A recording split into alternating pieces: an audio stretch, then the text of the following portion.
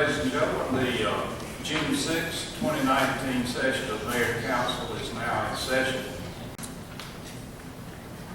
Okay, next item on the agenda is the citizens to be heard. You have 3 minutes to come forward. Please state your name, your address for our records where we can get back to you. So at this time, are there any citizens to be heard?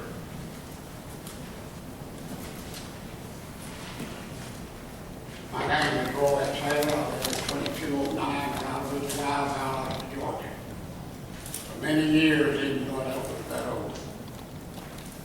I have a presentation. We have a lot of young people in Valdosta as well as other cities that cannot afford to go and swim. We have a great recreation department, and I want to help them out. Last year, we donated for 50 young people together.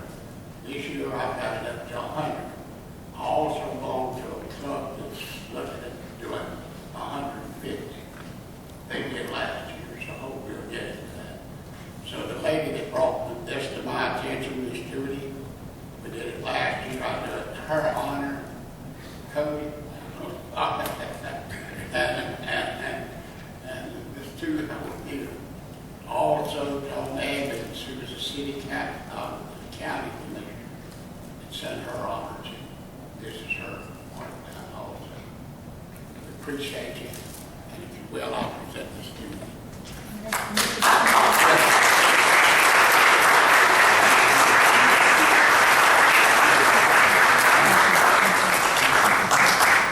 One hug was worth it. Oh, by the way, this is my grandson, Zach Taylor. He has 2 degrees in business, and we hope he's smart enough to take over my business. Thank you, Mr. Taylor. That's very generous of you and very nice, and we appreciate it so much. Mr. Roy Taylor. Mr. Taylor, Roy. could you come back and let's get a picture with you doing this, A sir? picture of you present that to anybody.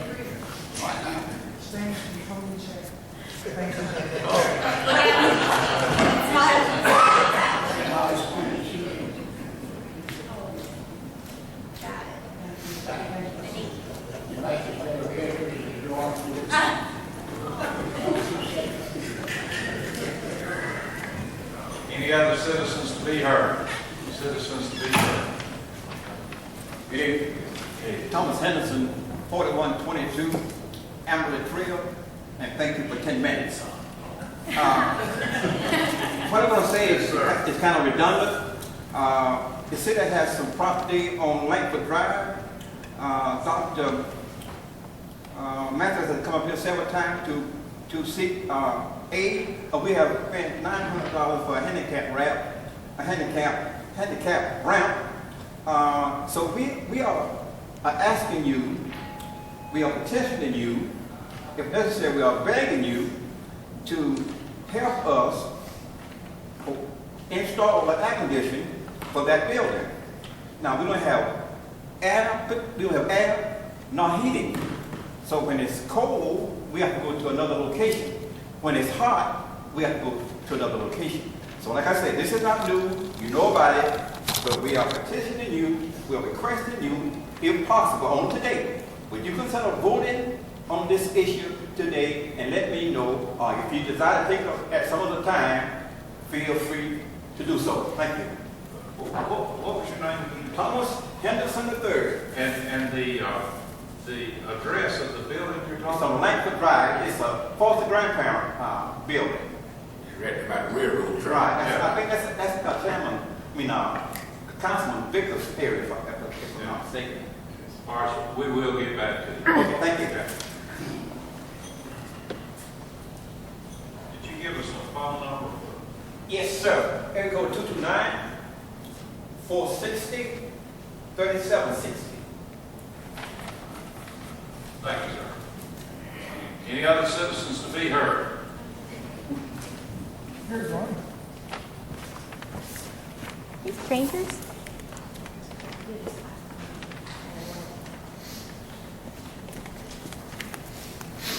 I got a whole 3 minutes to talk. You know I can talk fast. Samantha Matthews at 4069 Conway Circle. Executive Director of the Turner Center for the Arts, and today I just want to say thank you. I'm not asking for anything from you because you guys give a lot of support to the arts community, not just the Turner Center, but just arts in general. You know, there's a big move across our city with an interest in the thriving arts community as well as across our state and across our nation. I just want to share a couple of things. One thing with you is our wonderful youth program. This is because of the support of the people that are in our community. We're able to give really good art. These are not babysitting classes. These are classes that teach kids how to use technology to do art. It gets them into the kitchen to create art. That's wonderful culinary classes, etiquette classes, and painting and pottery, and all these things to fill the summer months with good, positive instruction. I just want to let you know that if you could post this somewhere and let people know that there are really good things for kids to do this summer. And we offer scholarships thanks to generous support of our patrons and support of just people in general. We were able to give scholarships to kids that can't afford it. So families that don't have the income or they have a lot of children, send them our way and let us bless their summer with this program. In the last minute, I just want to invite you to a wonderful tribute to our military. I know how much you love our military just because of how involved you are all the time with it. We have a public art piece. It's called A Tribute to Our Military. Marty Hawthorne is an artist from Thomasville, Georgia. He's actually down here now completing a couple days of workshops with our patrons and with our people in our community. And then we're building together through the Public Art Advisory Committee, which you support, it's one of your boards and commissions. They are building a 6-foot monument with all these tiles on it affixed to it. And we need public help to get these tiles that are beautifully painted, and there's pictures of people that you might even know. If you look at this flyer, you'll see the last picture is a picture of detail what it is. That's somebody's dad, that's somebody's son, or somebody's uncle who is on and the tiles are just absolutely beautiful. It's hard to express. You have to come out and see them. The public workshops are the 26th, 27th, 28th, and 29th in June. A lot of time to prepare for that. And this monument, you'll have all these tiles around it, and then the pack at the end will sit an eagle sculpture on top of it. And another thing that's so beautiful about this sculpture is it sits right in front of Miracle Lake. It's absolutely beautiful. You couldn't pick a better place for it to house this beautiful tribute to our armed forces, not just the Air Force, but all of them. Thank you for the way you serve our community. I really appreciate you. Ms. Matthews, do you have a lot more copies of these? I can get you as many as you want, but I did put some extra ones of these out there. Yes, ma'am. Thank you. Okay. Any other citizens to be heard? Citizens to be heard? Oh, yes. Good morning. I'm Amanda Hall at 2102 North Sherwood Drive, and I'm a veterinarian here in Valdosta, and I'm here to talk to y'all about our cat problem. I know there's some neighborhoods that the problem is a lot worse than others, and according to the Department of Health, in the last 2 years in our community, there were 350 cat bites. And I promise you that is significantly underreported. The cost of rabies post-exposure treatment is about $3,000. Cats, love cats, have the best cat in the world, but they are a nuisance. Feral cats are a nuisance to our community and a true public health problem. Obviously rabies, there's toxoplasmosis, hemobartonella, roundworms that cause blindness in children, and we've got to come up with a better solution. The animal shelter takes in about 2,200 cats each year. 75% of those are euthanized. I just called this shelter this afternoon, and they're packed full of cats. I started a feral cat program for the Humane Society last year in hopes to get a handle on it. This year we've done 1,500 feral cats, and altogether with my program and the low-cost spay neuter program in Thomasville, the Humane Society has spent $64,000 and not even coming close to getting to a solution here. So I'm asking the city to consider an ordinance that mandates that all female cats must be spayed at 6 months of age to get a handle on the problem. We mandate how tall your grass can be. So I think the city, if we're mandating because we are worried about vermin and and so forth, if that's the reason that we mandate how tall your grass could be, it doesn't seem unreasonable that the city should consider an ordinance that I think would have a true impact on public health in our community. Thank you. Thank you very much. Any other citizens to be heard? Better hurry, somebody get ahead. Well, I apologize for holding my hand up so many times. I just noticed in one of the public hearings, you probably couldn't see, but there was a fellow had his hand up and nobody noticed. So I was trying to avoid that. I'm John Waterman. I live at 6565 Waterman Road in the county, but I do get my mail in the city. And I would like to congratulate the Utilities Department, Director Darrell Hughes, for proposing another more than $500,000, I think, in sewer system improvements, and the council mayor for approving it. Pretty soon you'll have that I-9 problem fixed, I guess, which leads me to what I really came here to ask for. Could we have a week of rain? Can y'all arrange that? Because if we don't, it's not clear that Paddle, Georgia, and there are 300 people from throughout Georgia and Florida are going to be able to paddle past your Withlacoochee wastewater treatment plant, which will be one of the highs of the first day of the trip, if they can do it.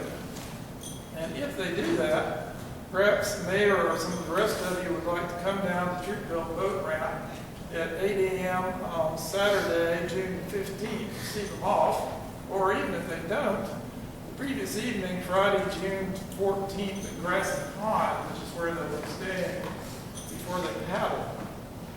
So, you may have heard of the Georgia Water Coalition. It has more than 300 members through groups throughout the state of Georgia, and it's relatively well known for its dirty dozen. 13 of the worst threats to Georgia's water. You'd be happy to know I've never nominated Valdosta for the dirty dozen. And the Georgia Water Coalition now has a new thing called the Clean 13. And I'm observing that Valdosta has not had any sewage spills this year. And if I'm not mistaken, the city of Valdosta has, I think, 7 at least 1 megawatt solar installations and LED street lights. And I'm wondering, what else are y'all doing? Because I'm looking for an excuse to nominate you for the Clean 13. Thank you. Citizens to be heard.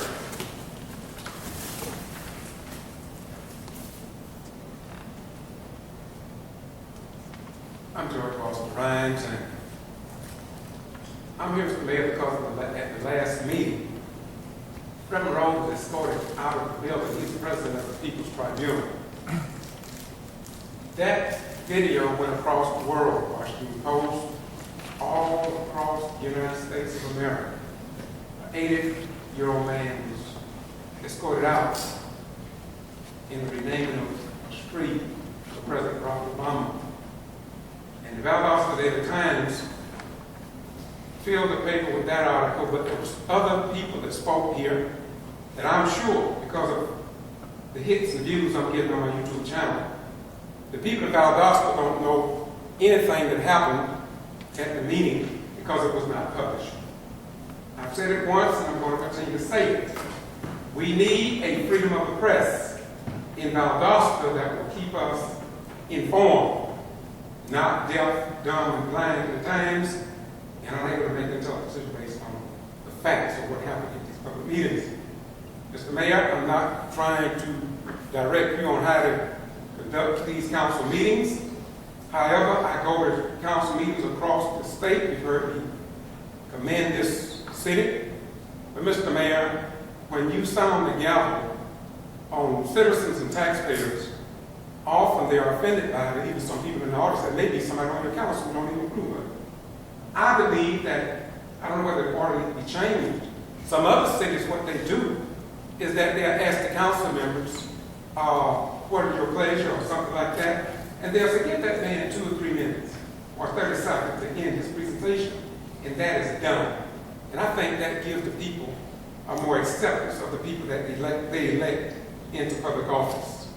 I would like to say that the newspaper, Valdosta Daily Times, also said, and they keep saying that Reverend Rose believed that Forest Street was named after Nathan Bedford Forrest, a KKK founder and a KKK member. Well, if you check the historic archival record, like I've checked, you don't have to say Valdosta Daily Times that that's Lloyd Rhodes' opinion. That's a historical fact. I studied about that in civics lesson. So let's not cast shadows that will cause the race issue in Valdosta to be any worse than it already is. And I'm going to continue to say the Valdosta Daily Times ignored a lot what took place at this meeting last week. But I want you all to know that when people come forth to tell you about your ills and what you need to do to make corrections, this is one of the glosses I have over the years. Proof, documented proof, that the Valdosta Daily Times ignore the news, even when it's brought before this council. Thank you, Mayor and Council. God bless you. Thank you, sir. Any other citizens to be heard? Any other citizens to be heard? Well,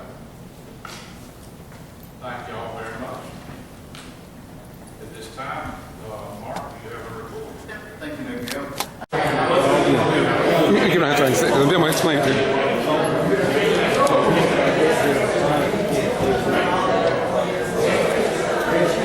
This was the Mary Turner lynching. There was 105 vehicle motorcade that went to Hayhira and Folsom Bridge. The Valdosta Daily Times didn't even cover that story. 105 vehicles. This is the Hudson Docket area. This is an area where they had bats in those homes in Hudson Docket. These are pictures of bats. And I took these pictures. These were the way the dumpsters look. Hudson Docket is a federal. How long ago was this? Huh? How long ago? This was about 5 years ago. But the point is that from the time I brought this up before City Council, nothing has changed because they still don't report the news. They didn't report this, and they didn't report what was happening at the meeting the other week.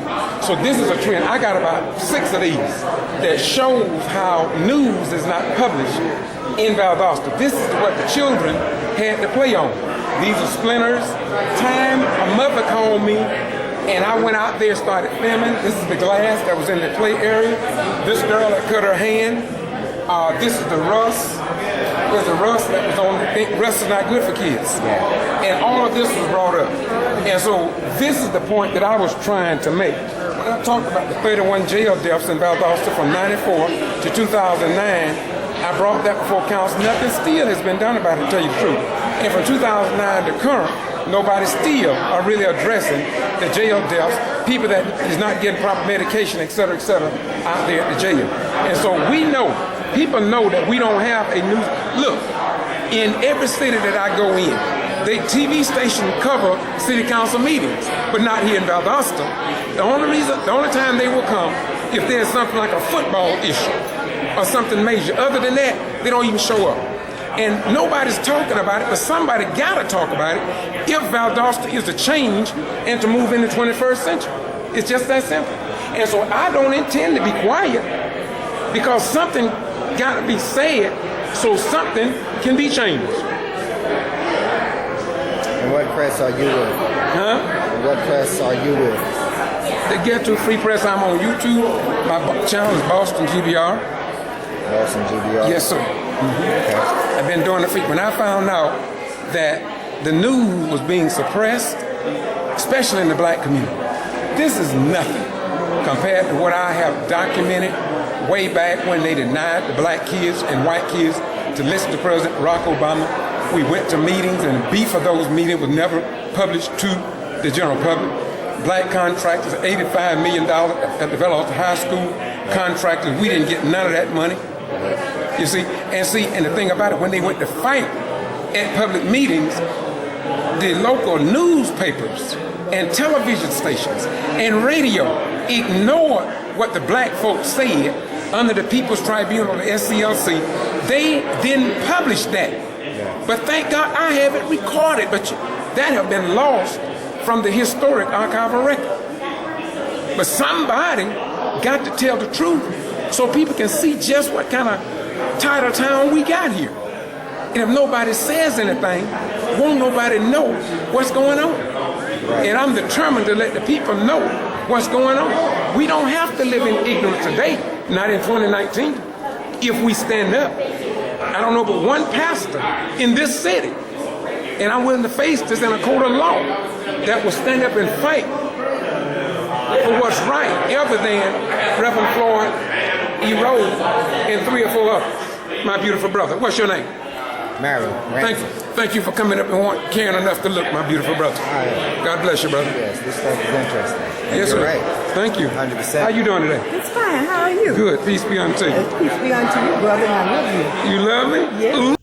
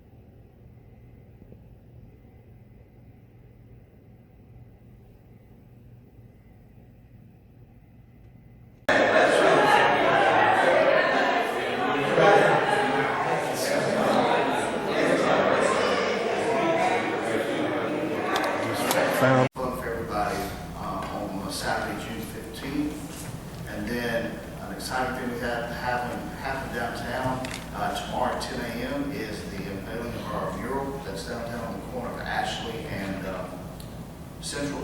I think most of you have probably already seen it. It made a world of difference to that corner right there. It's directly across from the historic Lowndes County Courthouse, the entrance to that. And it looks really nice. And the nice thing about the mural is that it's a local person who did it. She now lives in Atlanta, but she is from Valdosta and went to Valdosta State University. So she's done a fantastic job with that. If you haven't had the opportunity to go by and see it, if it's raining in the morning, it has been an alternative unveiling at Artist on Ashley. So hopefully the weather will work with us so we can do what we want to do out there at 10 a.m. Also, we're going to update Mayor and Council on the Park and Forest Street intersection project. It is scheduled to begin Monday, June 10th. But again, with that kind of work, it's going to depend on the weather. And there is a schedule, there is a forecast for some rain. So, but it is scheduled right now for June 10th to begin that project. And then remind everybody, First Friday is tomorrow. First Friday's really been great this year. Had a lot of turnout, so invite everybody to come downtown for that. One final thing this evening is that the Historic Preservation Division of our Planning and Zoning Department, they're hosting a lunch and learn on Tuesday, June 11th, from 12 to 2 at our Valdosta City Women's Building on Patterson Street. Mr. Wark Reed, historical preservationist specialist from Atlanta, will be conducting the meeting. It's going to be a good thing for contractors who work in the historical district, for folks who own property or live in the district. My understanding is the meeting is getting somewhat full, so a lot of participation already. So if you've got time to do that on Tuesday, June 11th, from 12 to 2, I think it'll give us a little more insight into historical preservation and the requirements and things of that nature. With that, Mayor, I'm done for you. Okay. Okay, council, do we have any comments from council? I have a question for the city manager. I didn't get all of the email that you sent out concerning Park Avenue and the perimeter. Something happened out there. Yes, sir. And would you mind explaining that? Sure. The night that we had the storm, I think it was Wednesday evening, if I'm not mistaken, when there was storms around the city, we had a microburst storm at that intersection of Perimeter and Lakeland Avenue there. And it just exploded our traffic signal. I mean, it signaled down the road. But some of the pictures I attached, you can see the debris from our traffic signals down the road.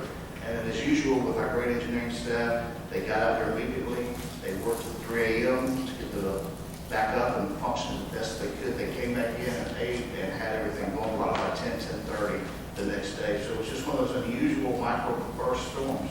I just didn't get enough of it that I understood. Right. Thank you. What is a microburst? It's just a small little storm in a small confined space that had a lot of wind. Good thing, in a good way. Kind of like a strong whirlwind, actually. I've been meaning to ask you that. Okay, other comments from council? Maybe, Yes, sir.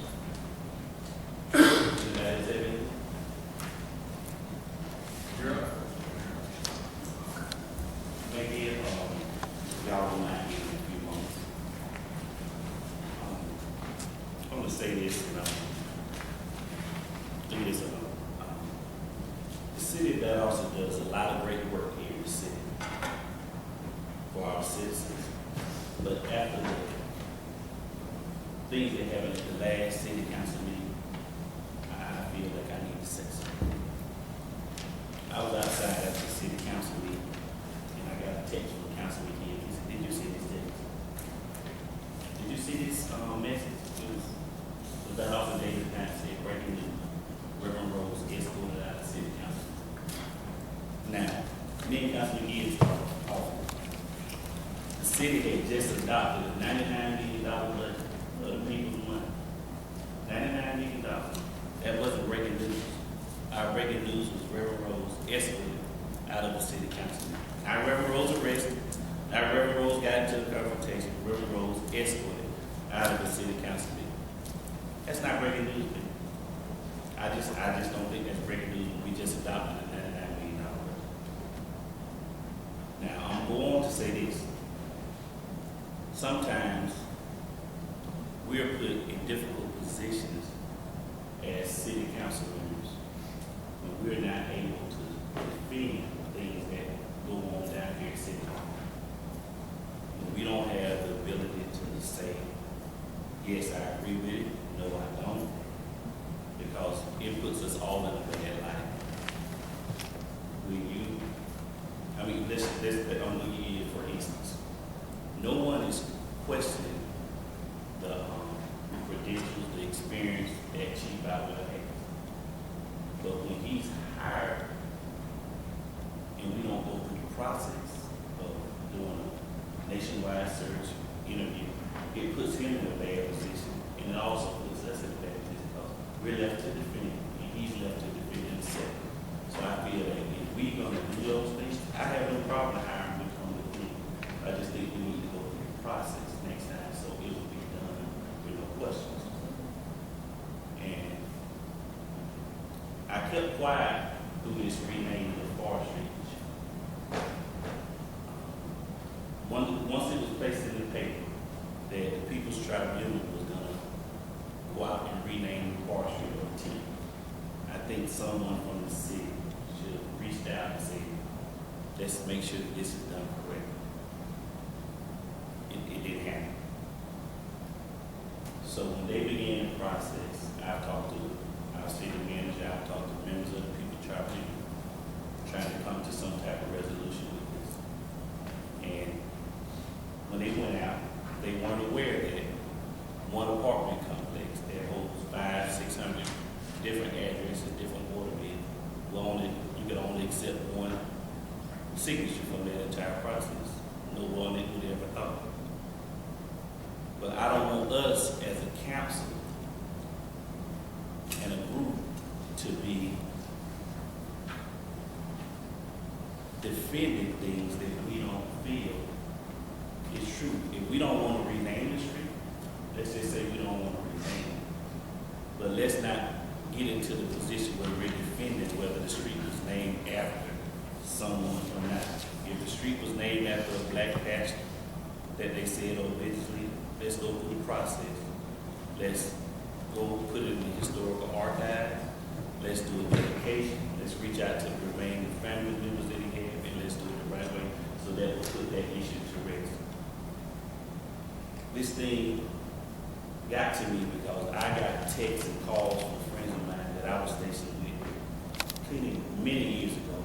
They said, that's still going on with us. And so it's not, it's a blackout in our city because we're still trying to move forward. We're still recruiting businesses. We're still trying to make that Valdosta grow. And as long as we have these issues that we're fighting, old issues, old wounds, we need to come up with some type of compromise. I understand that a lot of times we get in the point where we want to say who's right, who's wrong, and just leave it at that. But what we need to do is take the conversation a step forward further and say, how can we compromise?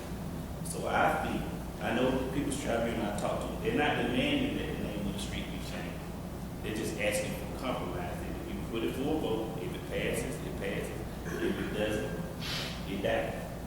But we don't need to have people on the council defending, saying that the street was named after someone. There's no coincidence that you have Boyd, Troop, Ashley, Lee, and Forrest. That's not a coincidence. So we all know that it is. So I would like for us to stop defending it. Let's just say we're not going to do it. We pass it, we pass it. I attend meetings that are not advertised to but all over the city. People in District 1, 2, and 3 are a little bit more politically astute than we think. I talked to a lady, she's 73 years old. She told me every vote I made, every time I spoke. She showed me an email list, 3,500 to 4,500 people that they can galvanize to say, this is what we want done. And for the better of our community, I think we shouldn't do things just to prove that we're right. I think we should do things to say, how can we advance? What can we do to compromise? She she told me, and I read it, that on our next block, she said, ask your city manager, ask the mayor, how much would it hurt our city's budget if we did pass blocks? Because they know certain districts in the city don't vote for blocks. And I said, why would we hurt our community? And she said, if that's what it takes to get your attention, we're willing to do it. And I don't want that to happen because I know how important SPLOST is. But I know what 3,500, 4,500 votes will do to SPLOST if we don't pass it. She said, Guanto and Jerry Jones was like that. There's no way we would have been sitting there long as far as the park would have been torn up. She said she knows this for a fact. So what we have to do is restore the credibility of our city leaders. Because we're all leaders. Someone looked at us and said, I see something about one of these people up here that's gonna, that they can lead. Sometimes it's a tough decision that comes with the territory. You don't want to be put in a tough position. Sometimes you may have to step down and say, I'm not going to run for reelection. But that's just sometimes we have to do what we have to do. But I don't want us to lose the credibility of this body from the citizens that we have here. So if we can come up with some compromises to possibly say yes to some of the requests that people have, I think that'll go a lot further in our community. And I'm done. Thank you for your comments, well said. Any other council comments at this time? Okay, in that case, I'll entertain a motion. So moved. All in favor, say aye. Aye. All opposed, by same sign. Adjourned.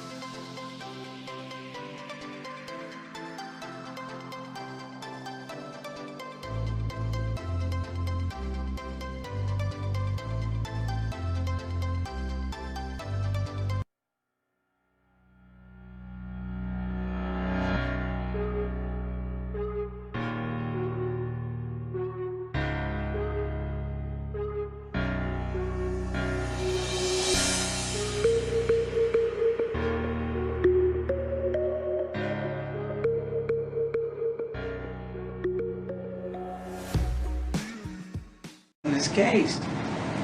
He was okay, he was arrested and beaten, and he's dead. Who was Willie James Williams? That's a question that provokes heated discussion among many of the people of his hometown of Valdosta. Valdosta is the county seat for Lowndes County.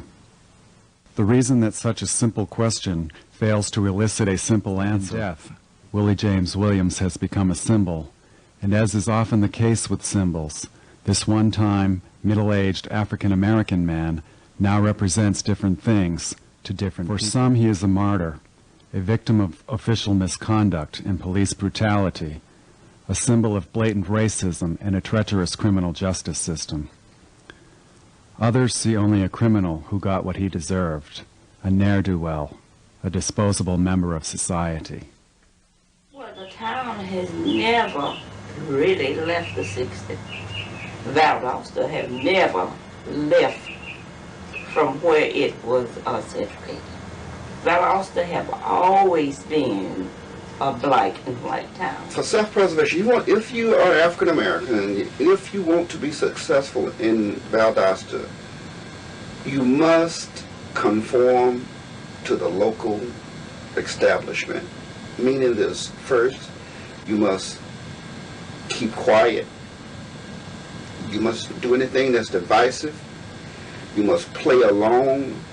You mustn't say anything that's out of character.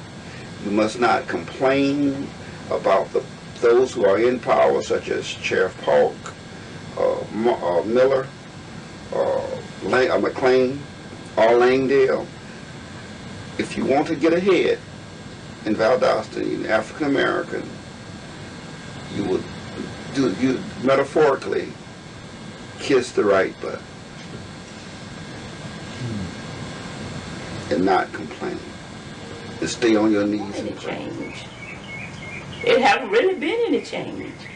You do what you do over there and don't bother nobody or don't make no fuss, and it's all right.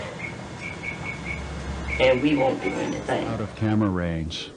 What scenes accompany the shouts and other noises may be guessed at?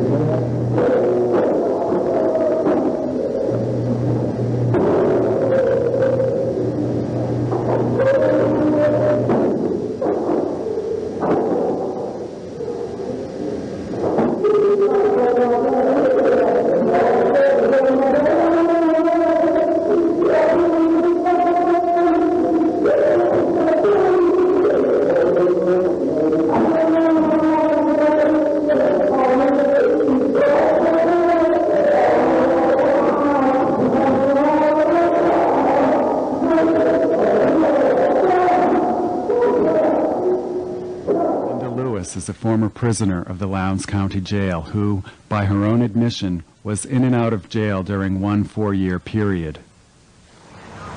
They made a believer out of me. I'm a believer. I do not want to go back. I'd rather die and go to hell or die and go to heaven. But I do not want to go back in that place. And it's freezing in there. That's the only place that's cold in the county. Medical? That's right. You could be up there with pneumonia. It's still going to be freezing up there. You can ask for cover. You is not going to get it. They'll tell you make do with breakfast time. You get some more watered down ass grits. Lunchtime, you get 2 damn sandwiches, which they're going to stand to the damn door and throw them through the rails to you. If you catch them, you catch them. If you don't, you just got to pick it up and eat it if you want it. Usually the guard, they come and get you for medical. This is the way she come and get you. Y'all bitches better get up if you got to go to medical. I ain't waiting right here all damn day long on y'all motherfuckers. If you wasn't in here, you wouldn't have to do all this shit. And I'll be elsewhere. I can do whatever the fuck I want to do. Y'all bitches better come on. That's where they come and get you. When I first went in and booked him one time, it was this girl, Officer Sherman, might I add. She kicked the shit out of me. And the reason why she kicked me, because I went to the door and asked for a spoon. There was an old lady in there. And she said, honey, she said, why did you kick her? She said, you don't supposed to put your feet on nobody. She said, that lady's not. They give you a grievance form for an officer. You don't hear nothing. You don't hear nothing. I talked to Captain Cooper about Officer Sermon kicking me. He wrote it down on a piece of paper. I have heard nothing else. Ain't no win. Whatever they They'll beat you up, they'll beat you up, ass. they won't let you get visitation, they'll tell your people you sick.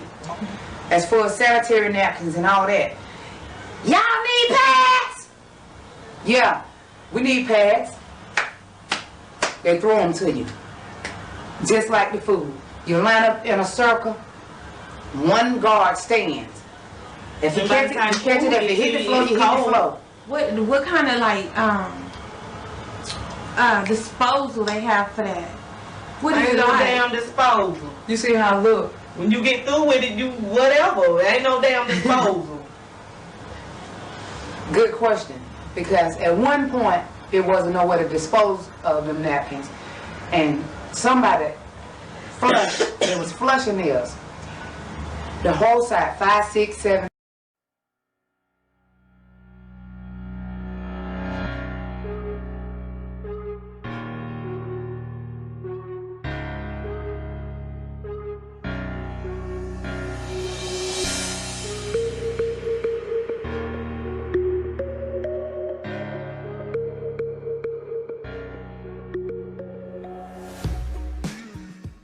I'm not going to call the Secretary of State, Brian P. Kemp, a liar, but I will say this. He is wrong. This particular case did happen because we just left out the courtroom. But nothing was published in no South Georgia news media. The Valdosta Daily Times, Kay Harris, are fully aware of it. Greg from Channel 6 are aware of it. People from 27, ABC, NBC are aware of this. So now we got to ask ourselves a question. How many other black children, or poor white children in particular, have been caught up in the same thing? But because we don't have a news media to report cases like this, then you all are, as I said before, deaf, dumb, and blind, because they don't want you to know. Because at the end of the day, it's my daughter that's being affected. It's my household that's being affected. But no one seems to care about our well-being. It's as if we are nothing here. And it's sad to say, because she was unjustly done wrong. And now she was being unjustly done wrong by the court system. Time and time again, we're being justly done wrong. Who is going to stand up? These people go to church every Sunday saying they worship Jesus Christ, the Lord and Savior, but yet they have no heart to do the right thing. What book are you picking up? I just want to know what book, because he's a God of truth. And if you feel the truth, you'll do the right thing and you'll make it known that what you have done is an injustice and it's wrong to an innocent 14-year-old who never should have went through this. She was assaulted. She was attacked. And we're going through the courts for people who don't seem to care nothing. What God you serve? If it's your white Jesus, he still say truth. Because the Jesus I know has no color. He loves all people and he does right by everybody. Get that Jesus. Because it's time out for the foolishness. You have enfranchised my family over and over again. You have hurted us tremendously. I am so broken over this. So distraught over this. I'm so tired over this. What is right is right. Do the right thing. And you people out there that happen to watch this, start calling the governor. Start making it be known. Maybe if we get a cry out, these people will do the right thing. Because justice needs to be prevailed. One other question, my beautiful sister, I gotta ask you this. Did he show any concern whatsoever? No. Did he? Did he show any concern? Let me stand with you on this. I don't want you to stand alone on this. I told him how much this was affecting our family. He showed no concern, no remorse. He was sarcastic. He talked down about my daughter as if to think that she can't be nothing but something little belittled. How is it my child can be belittled? She did not make bad grades. She graduated. She went to the next grade level. She's making honor roll like I said to him. So now, that same child that you looking crazy like you was shocked, we're not ignorant poor blacks. Okay? So people look down to. And you got the nerve to tell us to get a lawyer. We don't need you to tell us to get that. We know we need a lawyer in this place. We know we do. And then you talk about, oh, we got good lawyers in Valdosta. Who can trust the lawyers in Valdosta? To be honest with you, it was very hard for us to make a decision because of the fact who was going to present our daughter's case, who was going to do the right thing, who was not going to be bought by this system, who was not going to be afraid to stand up and speak out against the corruption and the enfranchisement that they have placed upon us. That's what we were concerned about. We don't want nobody taking our case who's going to sit there and lay down and not do nothing. Again, this was my question. Did he show any concern to the fact that your, number one, your daughter didn't hit nobody? Number two, that the people who started the fight was not even hog-tied, nor handcuffed, nor nothing. Well, they weren't charged, right? But it seemed as if, though, from looking at what happened to your daughter, wouldn't you not say that they seemed like they made your daughter look like the aggressor when all she was doing was defending herself even under some law that you stated? Yes. Close this out by expounding on that. She was not the aggressor. She was defending herself. She was attacked by more than one child. And then he has the statement, the reason why we got resource officers in the schools for bad children. So what are you saying? All our children are bad? What determines they're bad? Their color? What determines they're bad? Because you read the statement, he read the statement, she had not been in trouble. His eyes buckled up like he was shocked and surprised. She had never been in trouble until that incident when she was attacked. He showed no remorse for what she's been going through. I had her to stand up so he could look her in the face and see how little and framed she is. And your husband gave her weight versus the officer's weight, yes. 200 and some pounds. A plus. And he also talked about how Mr. Yarbrough or somebody pulled her out of the way, or and just, he's like 160. yeah, just moved somebody over. Yet this deputy, who's a trained professional law enforcement officer, couldn't handle the situation without tackling her. There's a matrix. When someone escalate, you escalate. When they de-escalate, you de-escalate. The situation was de-escalate. The teacher had already had her calm, standing to the side when he tackled her. That's the facts. There was no reason for him to do that because I don't know what their mindset was. I know the matrix. That's something you learn in law enforcement. There was no justification for what he did. And then to falsify the records after you have the teacher, after you have the principal stating she did not touch anybody, that alone was evidence that this case should have been thrown out. He should have been arrested. That alone, because it proves the facts. So nothing will happen to that officer. He won't be counseled. No. He won't be reprimanded. He won't be talked to and say. And he's able to do it again to somebody else's child. Now, if he falsified the records, that means in his mind, or anybody would take that as a precedent that you can lie, you can say that you struck individual, which is a felony in the state of Georgia, that it's okay to do that. Am I correct? In other words, any child at the school. This is not the first time a teacher or someone in authority has lied on a student and said they were struck. This is not the first time. I've heard of several cases that this has happened in this city. So they're just giving them an okay stamp to say we can do this over and over again to the children. Let's add one other thing. Now, do you think the Georgia Attorney General, Sam Olsen, approves of this, number one? Or number two, do you think that the Georgia Bar Association will look at these records and will look at what Judge Ellaby did here today? And do you think they could find something that they may need to look at it to make the parents get some type of confidence in a system that their children will be protected at the schools in the state of Georgia, if they look at it? If they look, they will find the truth. Bottom line, they will find the truth and they'll find evidence to prove that something needs to be done. That's the key word, if they look at it. If they take the initiative to come down and check the records and see for themselves what really goes on in these school systems, they'll find plenty of evidence and plenty of proof that injustice has been done in the school system. And they just gave this officer the okay to continue to do what he's been doing, lying, deceiving, and writing false reports and falsely arresting children. My daughter, that's what they failed to realize. My daughter is the victim. She is the victim. And I guess if you want to make it plain as day, black and white. In fact, if you have proven that, and you tried to explain to him, am I correct, that the video spoke for itself? Yes. You outlined it so beautiful. I watched it, and I'm at least of average intelligence, and military say slightly above. And I understood clearly what you said. It seemed as if though he didn't really want you to say that. No.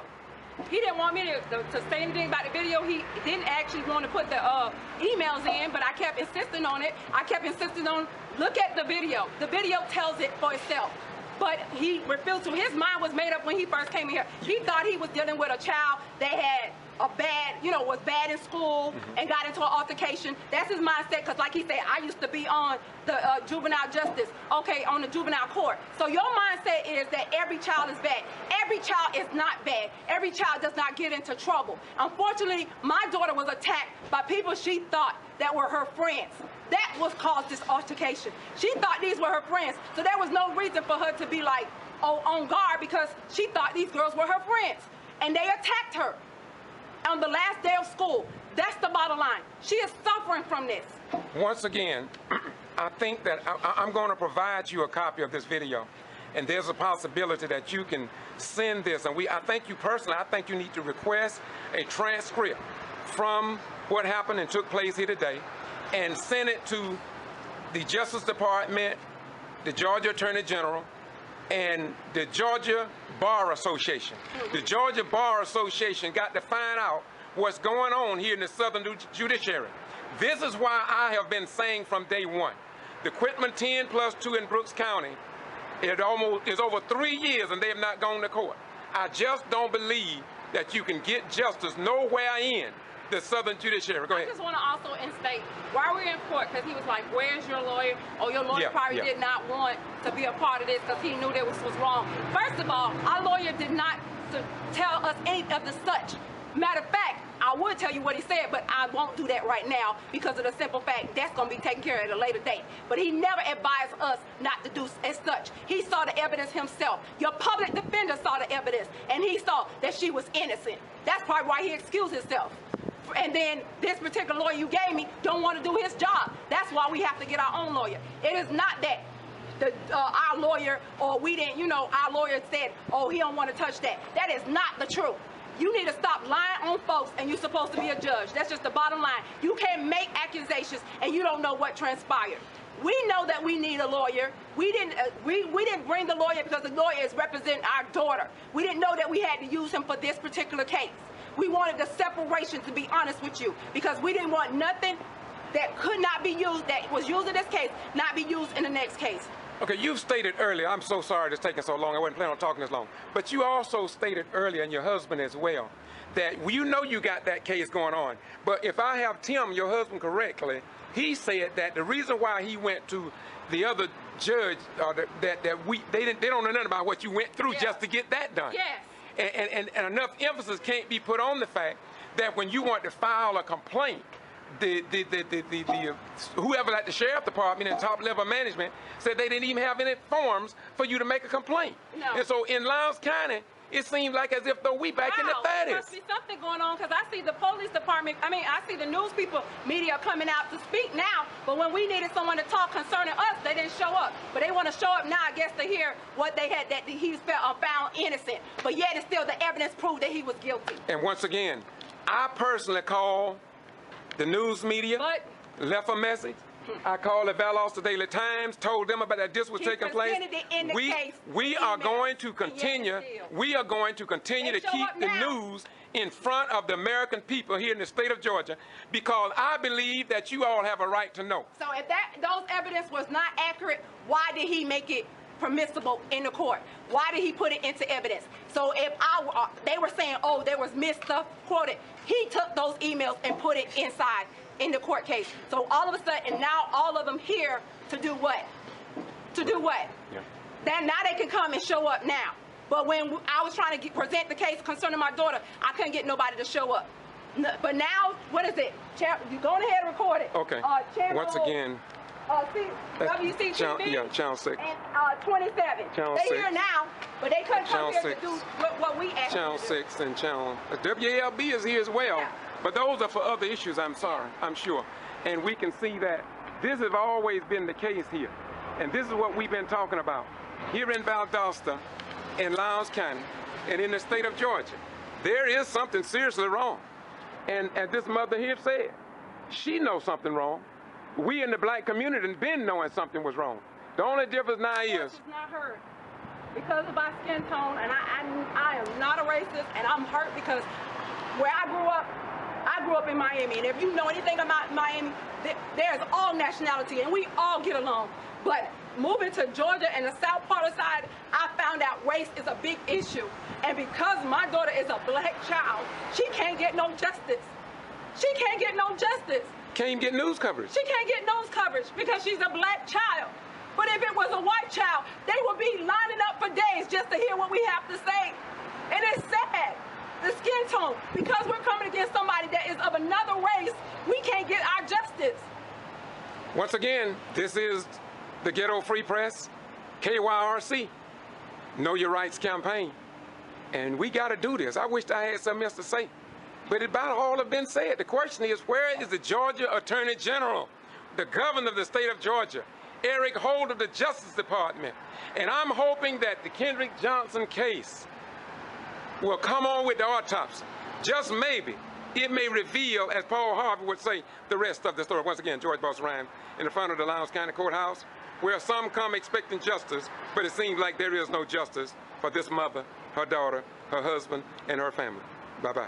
Once again, after making this video, I had to close it out with this. I'm sorry, y'all, excuse me, but I've said that it seems like the state of Georgia, Lowndes County and Valdosta in particular, and especially South Georgia, seem like we are operating on our own set of laws. Now, this mother went back up there, as I stated earlier before. Come on, come here, beautiful sister. Now, will you tell me? Well, do you have anything you want to say, bro? That was something you was going to add earlier, wasn't it? What? This is the father, and he has he was on. He took the stand too. Just tell us a synopsis from your standpoint. What do you think about the day proceeding? Everything. A joke. A joke. It's a 100% complete joke. All right. So he basically wanted to get the facts. So we gave him the facts. Had pictures. Had better pictures in our phone, which had our evidence. Didn't allow us to get our phones to bring into the courtroom before we could provide our evidence. But how about when I went back to get the transcript for the court reporter, I was allowed to bring my phone into the building. Yes. No one took my phone then. No one stopped me from bringing my phone in. Went right back to the probate court, the same court I left out of, and was carrying my phone. As a matter of fact, I was on the phone with my husband. I was texting my mama about the situation. So how is it I couldn't bring it up there before when the court was on in section and when we needed to present the evidence, but I could bring it afterwards? Wow. A joke, man. A freaking joke. Wow. Serious joke. That lets you know they do what they want to do. They consider us as jokes, man. We comedy to them. We entertainment. We freaking entertainment. Salvo, whatever, man. How you not take this serious? This is serious allegations here. Everything that we had on that paper was backed up by facts. Everything we backed up by facts. False imprisonment. He had our daughter in a room in handcuffs. We didn't know where she was till afterwards. That's false imprisonment. And he never, to this day, told us he had arrested her. And I stated that thank God several for times. pictures being sent to us showing her face down with handcuffs on her back. Now, so, I'm sorry. Had there not been that video posted on Facebook, would you have known that they... No, we never would have known. We would have known anything. We would have been lost at the children, and we thank God for the children that did that, even though they don't realize they helped our case, but they did. So kids out there, y'all keep y'all cell phones on, man. Y'all keep y'all cell phones. Y'all record everything. Everything y'all record. How much it saved your life. Because we weren't able to at least move this far if that information wasn't provided. Now they still doing what they want to do, but now they're a little bit careful about how they doing it now. You start to see stuff starting to get swept on the rug now. Like now you getting years and years of great stuff that our forefathers fought for, bled for, died for, starting to get sweet back now. So now y'all guys are definitely young kids, teenagers, grown folks. You got a smartphone, man, that is your weapon, man. That is your weapon. Keep that bad boy on record everything, put it on Facebook, Instagram, YouTube, whatever it is that you want to do, man. Because that right there, because once it's out there, it's out there. It's on the internet, they can't take that down. They might seize one thing, or they can't seize everything. It's a network built by our great country, United States of America, to move military information so it'll never get lost. Use that to your advantage now. As a father, and I mean this, as a father, when you got a statement from the person who said your daughter hit, and it didn't happen, yet she's stuck with the felony. And they said it never happened. How do you feel about that? I mean, I'm not a mother, but to know that the people heard and saw what happened at the school, then they had enough heart to say it never happened. And yet, the Judge Ellaby seemed that maybe he bound by some Georgia law. Man, I don't know what law Judge Ellaby or LLB, female, what he going under, or what's PMSing him right now in his old age. I don't understand what this cat doing, man. He wanted evidence. We provided evidence. Everything that was on that piece of paper was law violated, we had it. So he gonna put it on the guys that he's doing his job. One other question I'm gonna ask both of y'all. This is why I kept forgetting. Why do you think that the attorney for Atkins never asked no question? Never asked. Why you reckon he never asked no? Was he that confident of what was gonna happen? Was he that confident, you think? Like, man, we walked in. Okay, first and foremost, we got a note from. All right, when we first filed this thing, we were supposed to go to Thomasville. She recused herself. I'm talking about Judge Adams now. She recused herself of it. She didn't want nothing to do with it. She sent to Thomasville. We getting ready for Thomasville. A few days later, maybe about a month later, we get a note saying we're going to be here in Valdosta. Less than a month. Less than a month later. We get a note we're going to be in Valdosta. On the 14th. This 14th, year yeah. it's the 21st. We get a notice saying it's in Valdosta. It's at her court. We're expecting to see her. She's not there. They done put Judge Ellaby in her place. Yeah. And we know the history of Judge Ellaby. Go ahead, I'm sorry. So, okay, the note being sent out on the 14th. That ain't saying we got it on the 14th. That's what You know it was what I'm sent saying? out. We It was didn't sent receive out on it 14th. till about 3 or 4 days later. So, thank you. So, 14, 15, 16, 17, that's it we got on the 17th. 18, 19, 20, 24. If you're giving us 4 days to work with working people with other stuff on our mind. Dealing with our daughter's case. Not to mention the time of the educators. Yeah. Yes. And now you're trying to get us to come up with a subpoena inside that time frame? Dude, you give judges lawyers 2 weeks, 3 weeks. Why I can't get the same respect in 2 weeks and 3 weeks? Then they won't let us continue the case when we said we didn't have this stuff. Yeah, that's why I finna ask you, was you shocked by not being able to get a continuance? I mean, I've been to court. I was shocked, but then I wasn't shocked, man. We weren't shocked. We expect You expect stuff like this to go on, man. It's sad. It's sad, but we expect it from him. Man. That's his evidence, his background. Okay, this guy supposed to be somewhere else. Now you telling me y'all don't elevate this dude to have power over all of South Georgia now? But he just go court hopping wherever he please like Philly. And then they say they bring him in for special cases. We never go into what is so special about this. Ain't nothing special about this. Guy broke a law, being a law enforcement. We're gonna bring him under suggestion of the law. But it didn't happen. It didn't happen. And am I shocked about it? No. Am I disappointed? Yeah, but I'm not shocked. I understand. We addressed this earlier, but as the father, I want to get your opinion. Because I've heard you talk about, and in fact, I'll restate it again. You made the statement that this part of this proceeding or appeal or request was for the purpose to ensure that no other student and that no other parent would go through what your daughter went through. That's why, didn't you say that? I said that. So this is a furtherance of you trying to make it better for other black African-American children, for the most part, right? What I said in the courtroom, I said, sir, we wanted to at least get a complaint filed. That's why we right here right now, because we were not able to file a complaint. Once again, Lowndes County Sheriff Office does not have complaint forms against their officer. Against officer. So if you want to go file a complaint, you have to be done orally. So there's no file with that. There's no files of that. So what I wanted to do, what I told the judge, I at least want this on this man's file. I want this on his file. So hey, we could pinpoint that he might not never done it before. I don't know. I don't honestly know. But I think what I do know, he made a mistake. He made a mistake. A big one. And then he tried to cover up the mistake that he made. And the mistake is what? Short form? Short form, he tackled somebody that should not be tackled. Okay. He tackled my daughter when the whole situation was over. He didn't have to tackle. That's why I said excessive force. And another mistake is when you think that if what about that felony? Felony, yeah. I mean, Now you write up, that goes into false report. You false report a felony that did not happen. So indirectly, what the Judge Elliott saying? Is he saying that that's okay now? Yeah, I guess so. Because, or maybe we don't understand the Georgia law. Because no, what I told him, I said, when you talk about battery on a school official, in the rule it said intentionally done. He tried to stop me from saying what I had to say because he knew I was telling the truth and say, no, I'm not here to plead the other case and this and that. And then he said he based his evidence, I'm going to give you what he said, that lets you know he full of it, because he said, I'm based on the evidence that you still ongoing case, I'm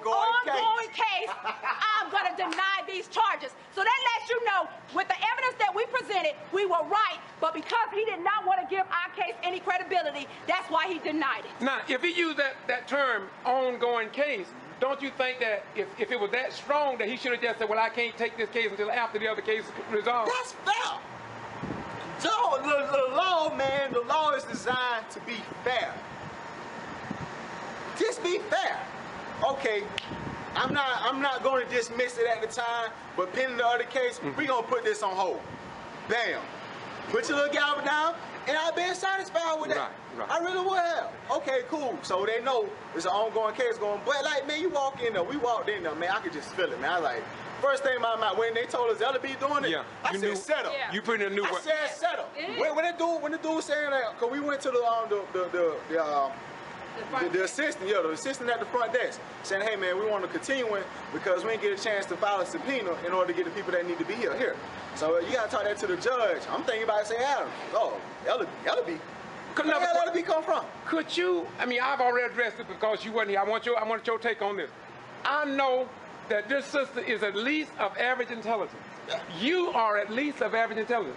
Why was not Judge Ellaby able to follow the English communication that was done in that courtroom? He kept asking you, I don't understand it. How could he not understand it? I'm taking note. I didn't have no problem. I noticed the people, I guess it was for the state, over there writing, they didn't seem to have a problem understanding. How is that to you? He couldn't understand it. The court recorder didn't ask to repeat it. Nope. So undoubtedly, but how do you think he can do that, man? Because he's sitting in power and he can do what he wants to. I hate to say it, I wish it was passive, but the color of his skin, he could do what he wants to, man. And the color of our skin, they got us thinking that we something else, man, that we don't, it shocked them to know that we knew what we was talking about. Okay, all right. So if you want to stick, like I said, for a class example, man, you know, you say, all right, well, I'm not trying to hear the other case, I want to stick with facts. All right, you want facts? Facts says he tackled. Facts says he put handcuffs in. Facts says he put assassin. How couldn't a 150-pound man move her to the side after the fight over? A 230-pound man come tackle her and put her handcuffs. Where's justice in that? And don't forget the felony charge, man. Y'all keep forgetting that. If you want to be fair, I asked the judge this. I said, okay, what's fair about my daughter being in handcuffs and the other girl not? Right. You made that very clear. Yeah. It It was another girl on top of that in that particular situation who had helped out, and she wasn't even charged with anything. You made the statement that they should have been on the floor in handcuffs as well, since they was the one, and you gave a beautiful illustration showing that how it was done. Yes.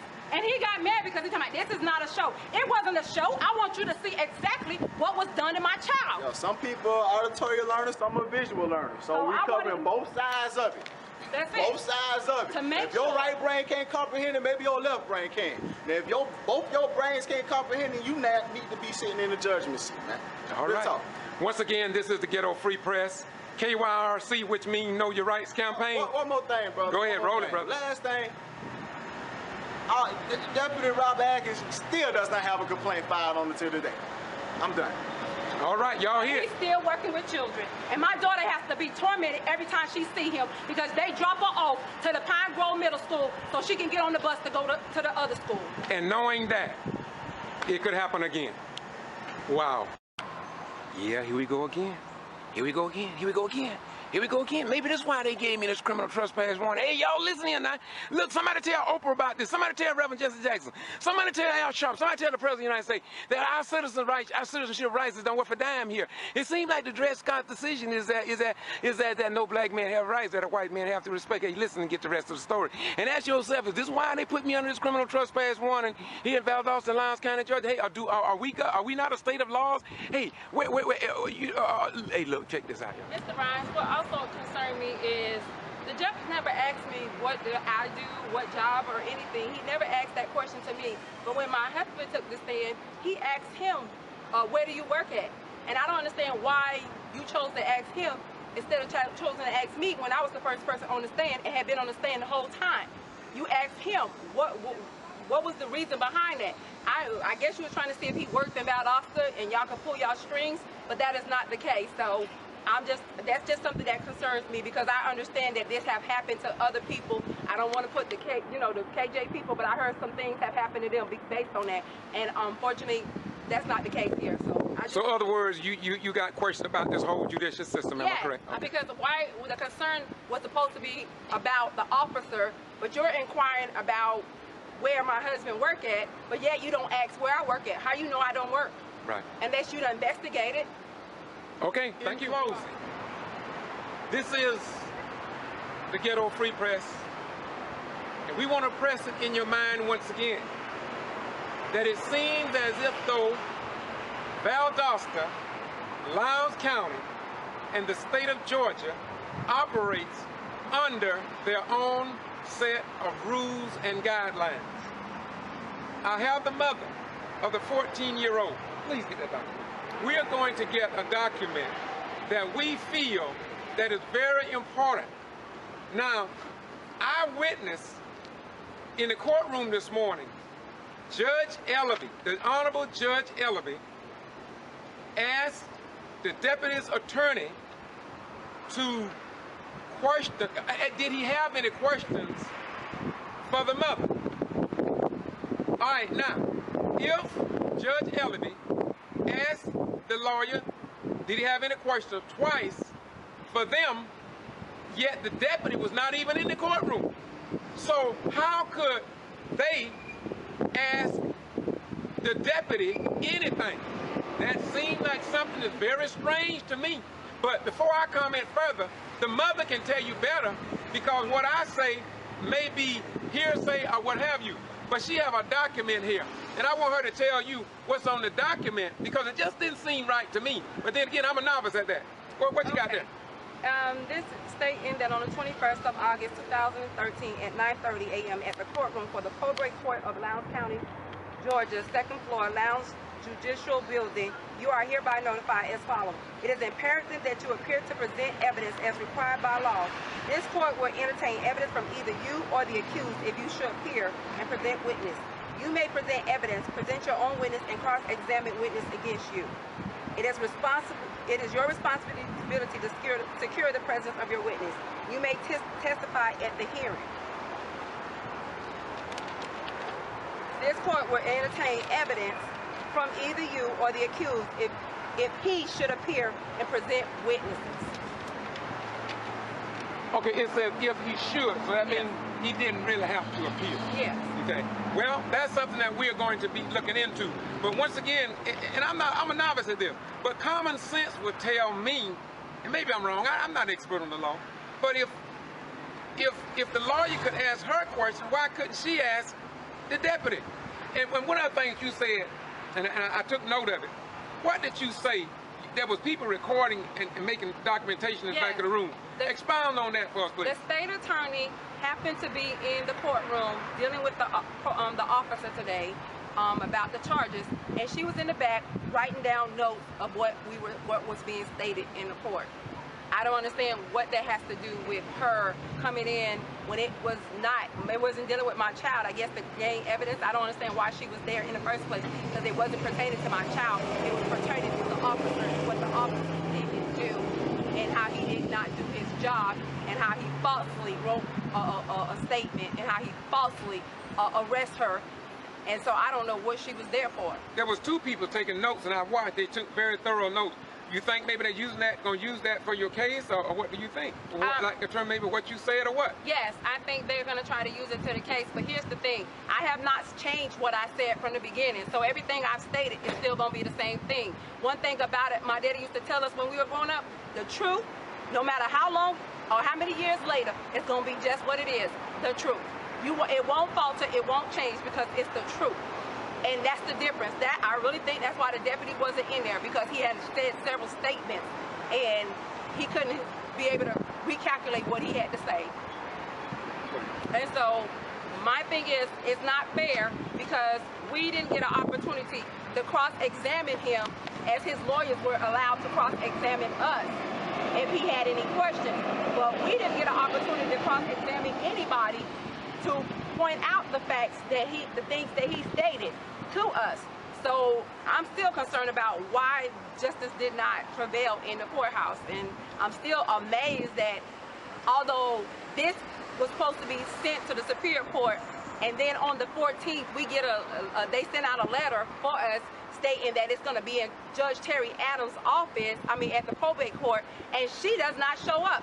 We don't find out who the judge is until we come in trying to get it to continue. We find out that Judge Ellaby is presiding over the case, and Judge Ellaby was retired. So, well, not only that, I made special note of the fact that he put in his record that he didn't know nothing about this case. He said that 2 or 3 times. Yes, he did. Because he was just sitting in for it. So there's a possibility even that might have been, it all seemed pre-planned to me too. Yes. But give us any closing remarks you have. Because here's the thing, even what you were saying about him saying he don't know the case.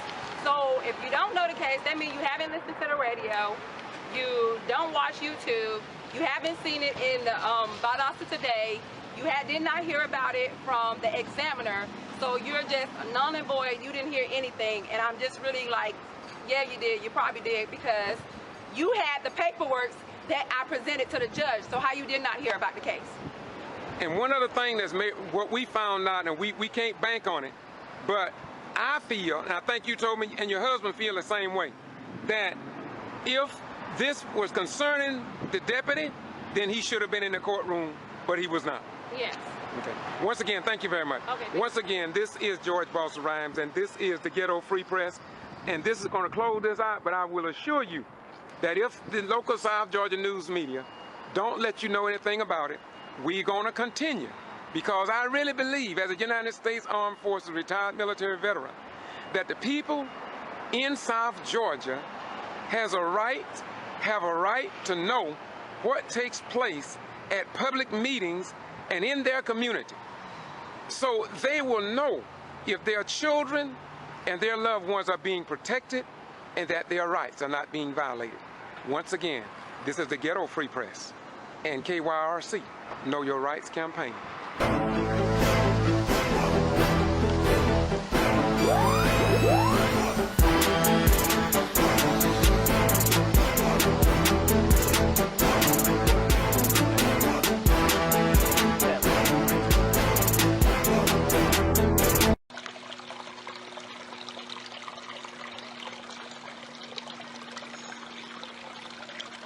This is kvci.blogspot.com. George Boston Rhymes. I came to the stream of water. You hear the water running. And there seemed to be a running practice and pattern. Let me correct that. A continuous stream of a practice and pattern of keeping the people of South Georgia ignorant. On July 18th, once again, there was a meeting held in the county of Brooks, the city of Whitman, on behalf of the Whitman 10. Members of the NAACP, SCLC, presidents from surrounding counties, all converged on the little town of Whitman. President of the Local Southern Christian Leadership Conference, Reverend Floyd Rose, was in attendance. Former presidents of the Brooks County NAACP, former presidents of the Lowndes County and Valdosta chapter of the NAACP, local ministers, business owners, reverends, pastors, ministers, children, and educators, all assembled in one place, under one roof, at Graham Chapel, in support of the Quitman 10 and to create and install officers of the Brooks County Quitman NAACP chapter. The district coordinator from Waycross was in attendance, as well as President Edward Dubose, the president of the state of Georgia, and a member of the National Association for the Advancement of Colored People Board of Directors, where he serves. We had children performing at this event. We had one young man to come in chains as if though he was in prison. And it was a beautiful occasion and skit, if you will, wherein he picked up his high school robe and showed that he had pulled off the chains and received an education. And we thought that was a momentous occasion for the minds of the people from the land of the burnt-faced people of Africa. We had the Quitman 10s in attendance. Miss Nancy Dennett was the glow and focus of the evening, along with Miss Thomas, one of the Quitman 10 members who was arrested on December 21st, 2010 for alleged absentee ballot voter fraud. State President Edward Dubose stood before us and he talked about where he hoped to go. He has aligned himself up with Senator Robert Brown, historical civil rights veteran Tyrone Brooks, David Lucas, been in the General Assembly for over 27 years, Brother Ford, all these are elected officials. Miss Helen, Miss Ruffins, who represents Reverend David Lowry's People's Agenda, also Gabio,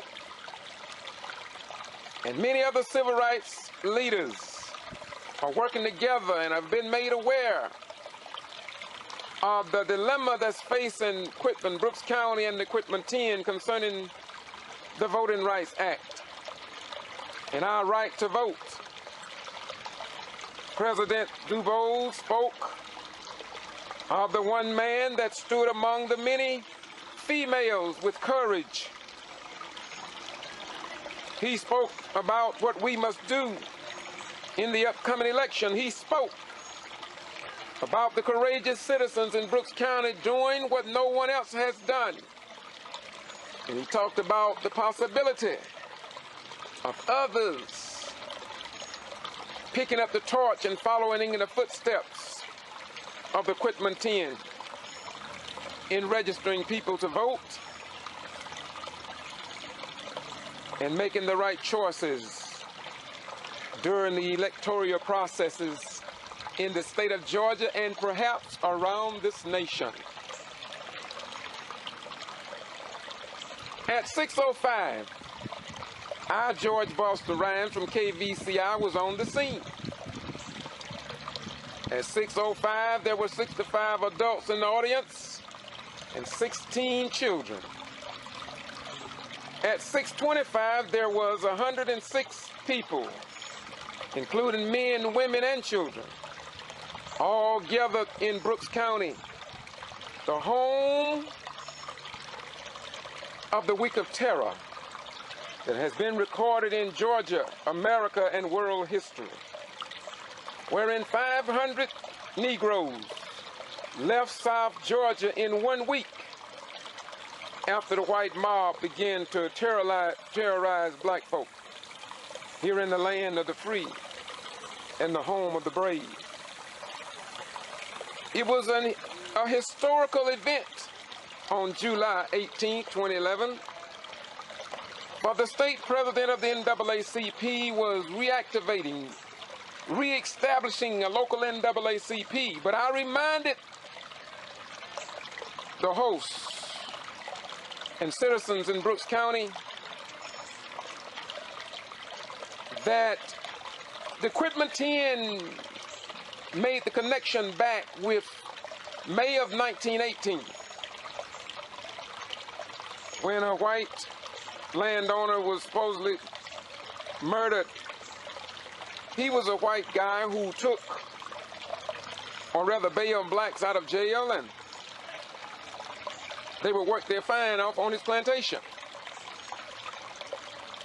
But there was one man, Hayes Turner, although it is written that he would work blacks on his farm long after they had paid their fine. To make a long story short, you can find more out about that story if your Google may return on my blog. But anyway, this white guy, white plantation owner, was killed, and Hayes Turner was said to be involved in the conspiracy. And they captured and arrested Hayes Turner. They took him to the Valdosta Brooks County Jail. The sheriff at that time, along with the clerk of the court, feared for Hayes Turner's life, and history records that he was trying to get him to Moultrie for his own safety.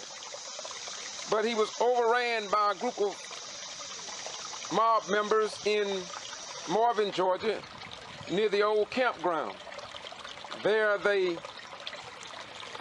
lynched Hayes Turner and many other things that was too tragic to mention here. His wife, who was around 18 or 19 years of age, when she got wind of what had happened, she said that she wanted the people who took his life to be prosecuted to the fullest extent of the law. And of course, they captured her on the old Folsom Bridge going into Hayhira, and there they lynched her, left her hanging over the tree, over a road from a tree for the entire weekend, I understand, until the chain gang came along and cut her down. And I'm told they placed a whiskey bottle on her grave. It was so much terror down here until Governor Dorsey of the state of Georgia called and told the people down in this area that if they didn't stop the violence, he was going to call in the president to get federal troops in here. And so I will end on that note. But it seems to me,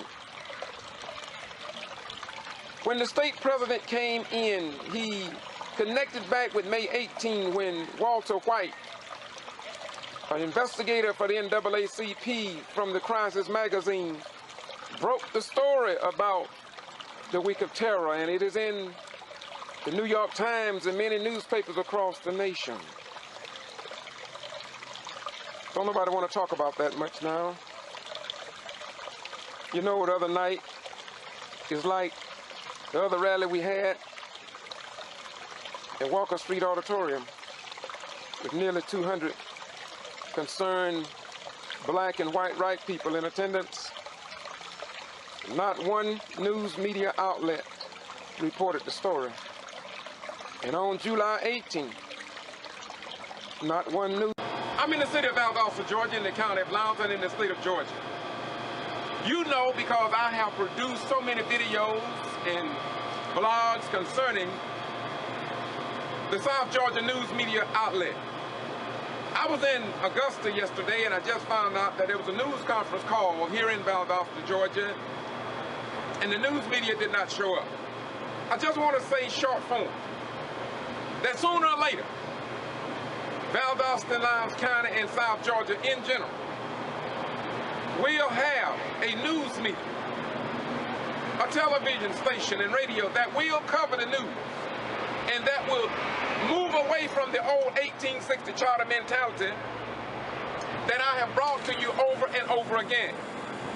The 1860 charter was a charter that was displayed in Valdosta City Hall that led into Judge Edwards' courtroom. That 1860 charter read, and I quote, that the mayor and council shall pass all proper and necessary laws and ordinances for the control of slaves and free persons of color, and to control, suppress, and abate all nuisances arising from hogs, dogs, horses, and other livestock, straying at large in Valdosta and for other causes. That charter was reluctantly removed by a vote down racial lines in 2004. Yet we see that mentality to suppress, control, and abate is alive and well in 2013. Not only in Valdosta, but in Brooks County, in North Florida, we see that our sons and daughters are really being used in the armed forces to fight for the rights of foreigners while their rights are being ignored, suppressed, and done away with. Just last weekend, Friday night, Tyrone Brooks was in Brooks County. Senator Steele, Helen, just many of the civil rights leaders here in Georgia and from other areas, Florida, was at a meeting in support of the Quitman 10. But what do you know about it? What have you heard about it? You don't know anything about it because it wasn't reported outside of my YouTube channel. And so I just want to say to the people here in Valdosta, South Georgia, and I want to thank all the professors at Valdosta State University. I want to thank the white right people who commend me for what I'm doing to get this information out to you. We was at a meeting at City Annex. My name came up, not by black people, not by civil rights leaders, but by everyday white people who thanked me for what I'm doing, and that is to educate the people on what's going on in their beloved community. And so we must understand that whatever happens now, we have no control over it. But we do know that Georgia Attorney General, let me repeat, Georgia Attorney General, in his pamphlet that I have and studied well, wants open government, want the sunshine laws of Georgia respected. They believe that the citizens in Valdosta, Georgia, home of Moody Air Force Base, Wiregrass Technical College, Kindaloo Golf Course, Francis Lake Golf Course, Wild Adventures Theme Park, Georgia Military College, and so many other beautiful, outstanding institutions of learning needs information. If we are going to look for people from Omaha, Nebraska, Augusta, Texas, or even Ireland to come and attend Valdosta State University or Georgia Wiregrass Technical College, these children and parents must have the truth about what's going on in their communities so they will feel comfortable by sending their children here in our beloved community. No one wants to send their children to a community or a city wherein they don't have anybody to report the news fairly and equally. Valdosta City Council meet at public meetings. They do a prelude and an afterburner after each meeting on a conservative radio station, 105.9 and 92.1 FM. And we commend the radio stations. I commend them. It's not about the radio station's owners, Black Crow Media. I'm not talking about them. I'm talking about the people that we vote into office who only want conservatives notified and will not do the same thing to all of the other radio stations. That's my concern. And that's the concern of professors at Valdosta State University and all other Georgians of average intelligence. The county commissioners meeting, they go to the same radio station, do a prelude and an afterburner to let the people know fully what's going on in the community, but the majority of people in the city does not know what the heck going on because it's not being reported. Valdosta City School System had 3 meetings just a few weeks ago. Absolutely nothing that concerned the black African American people and children and students were given to them through a dissemination of the news by our news media whiteout machine. And it's not a black issue. It's not my issue. It's an issue that should concern everybody of average intelligence, and more so, listen, more so, the Georgia Attorney General, Jack Kingston, and others, Tim Golden and Amy Carter, all should be concerned about educating the general public on what goes on at public meetings in the state of Georgia. There is no need of trying to white out the fact that the president of the SCLC, an organization that Dr. King worked under and out of all of his life for the betterment of man and mankind. Reverend Rose spoke, but the South Georgia news media ignored every word that he said for the most part. So that means it's like a tree falling in the forest. It's like a tree falling in the forest. Listen, listen please. His words and the words of Minister John Robinson and the words from George Boston Rhymes was as if though a tree fell in the forest.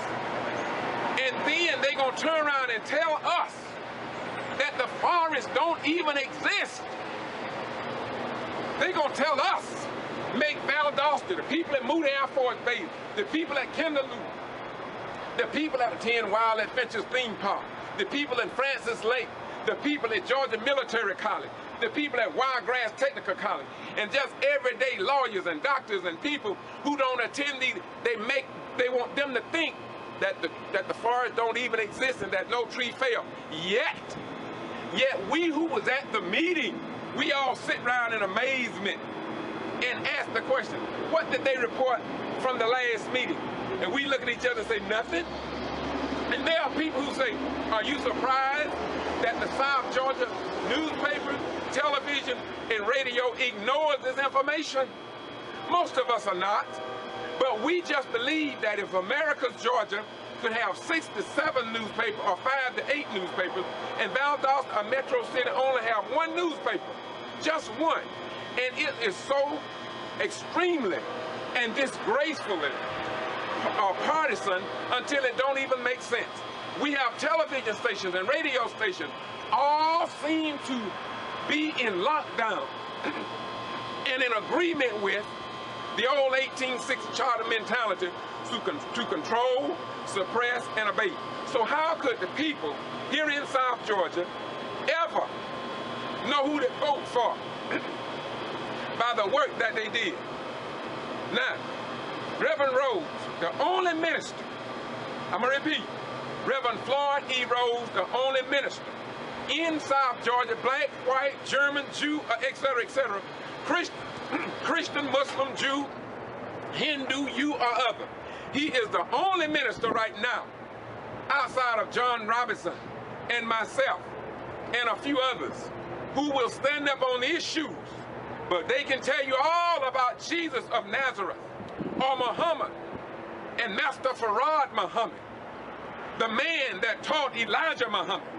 Or they can tell you about Imhotep, or King Khufu, the builder of the first pyramid. Or they can tell you about Catholicism. But when it comes down to telling the everyday people that something is wrong in Valdosta and need to be corrected, let me repeat, that something is wrong in Valdosta and need to be corrected. Can you imagine?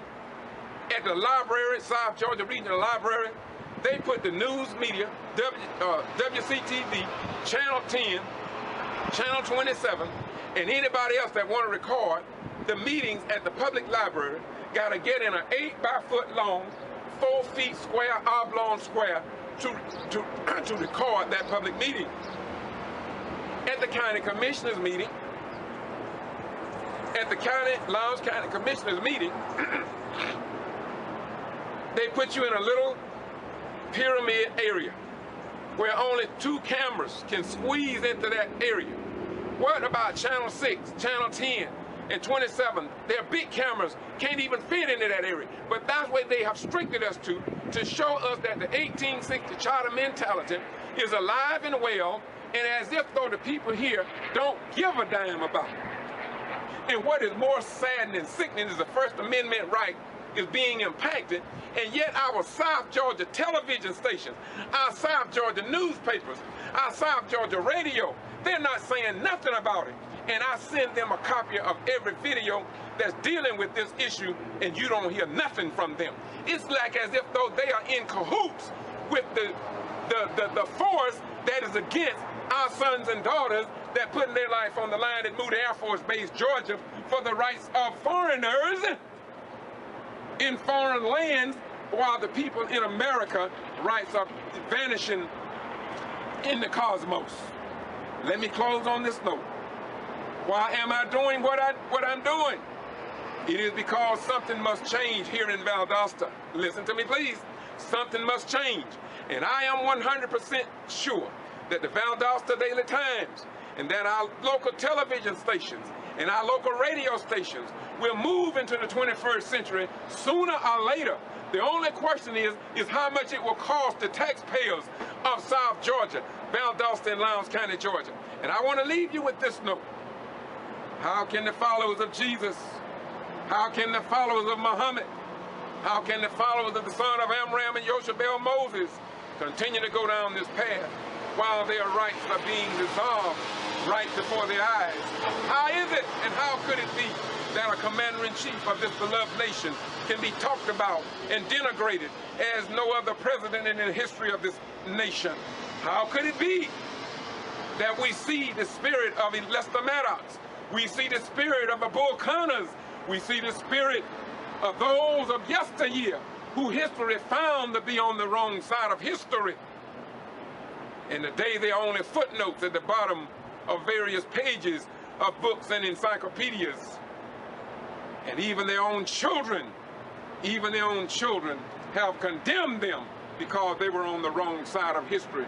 Are we going to allow the wicked, are we going to allow the same spirit of Lester Maddox and others to reign supreme in our world?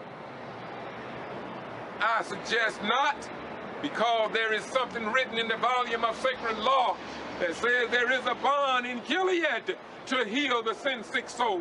There is something written in the volume of sacred law, Galatians 6 and 7, that God is not mocked, for whatsoever man sow, that shall he also reap. There is something written in the volume of law, Ecclesiastes 8 and 8, for no man have spirit over, power over the, let me repeat, no man has power over the spirit to retain the spirit. And just perhaps God said it best when he said in his word, he have no respecter of persons. And if God have no respecter of persons, why should we have a respecter of persons? And Jesus said, love ye one another. And then I'm going to close it out with John, wherein the book of John it reads, 8:32, Jesus speaking, and ye shall know the truth, that the truth shall set and make you free. And if you are not free to have your news and your stories told, and somebody have lied to you in the name of truth, if they tell you you are free, if you know that your community have had 31 jail deaths, and nobody's saying nothing about it, the television station, the newspaper, the radio not talking about it. These are human beings. These are not people in Afghanistan, Iraq, Kuwait. These are people in the United States of America that lost their life The women right now that go to jail, in the old jail, say they're living in inhumane condition, but who cares about that? What would Jesus do if Jesus was here? Why am I doing what I'm doing? I'm doing what I do because I believe in the God you dip in and around. I don't dip. And there are others who do not dip.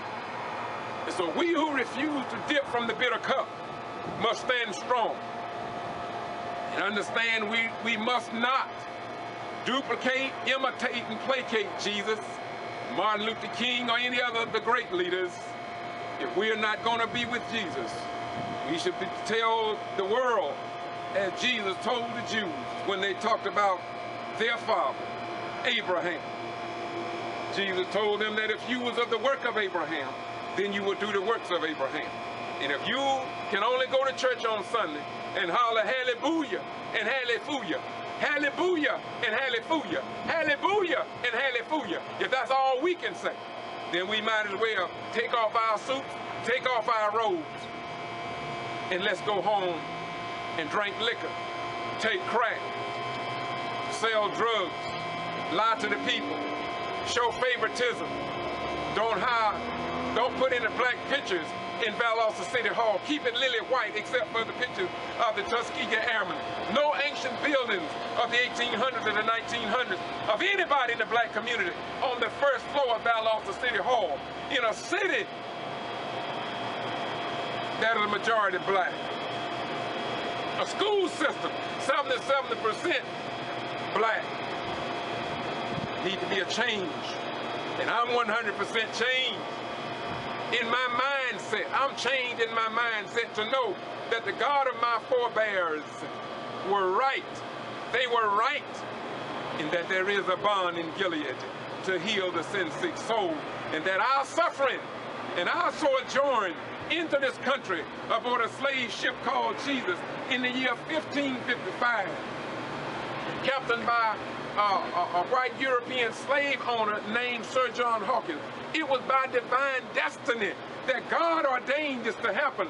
And so we are all here to help build a better America, not just for white folk, not just for black folk, but for everybody. For we are all precious in God's sight. We can't get around that. We cannot get around that God loves all of us.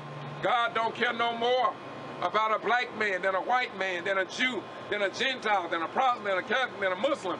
He loves all of us. And it's unconditional love. And this is why his love is seen in the sun. He don't let his sun just shine on black folk. He don't let his water be drinkable just by Japanese. He don't let his earth serve just the black people. He don't just let Christians enjoy his oxygen. He don't just let the rivers flow in the Latino community. He don't let the interstate run through just the Italians community, but he let it flow all over the planet Earth because he loves all of us. And if he loves us, then we should also love one another. This is George Boston Ryan saying to you that sooner or later, we're gonna get some newspapers, we're gonna have some TV stations, we're gonna have some diversity in the radio, and we're just gonna have a much better place here that is more reflective of the founding fathers of this great republic, that God allowed to be here for all of his children to play in and have fun, not to play games that is a custom, but play together in doing what is right and that which reflects the righteousness of the divine source, which is of God Almighty. Once again, I'm George Boston Rhymes. This is KBCI, which means keeping Valdosta citizens informed, because I got sick and tired of the news media here in South Georgia squashing the news and not reporting. All you have to do is Google Valdosta Whiteout News. I got a blog. I started blogging in the 90s, and I got all of them. I got items and things that were omitted from the news. And I close on this note. God is not mocked. For whatsoever a man sow, that shall he also reap. And if God had no respect of persons, then why should we? Bye-bye. We gone.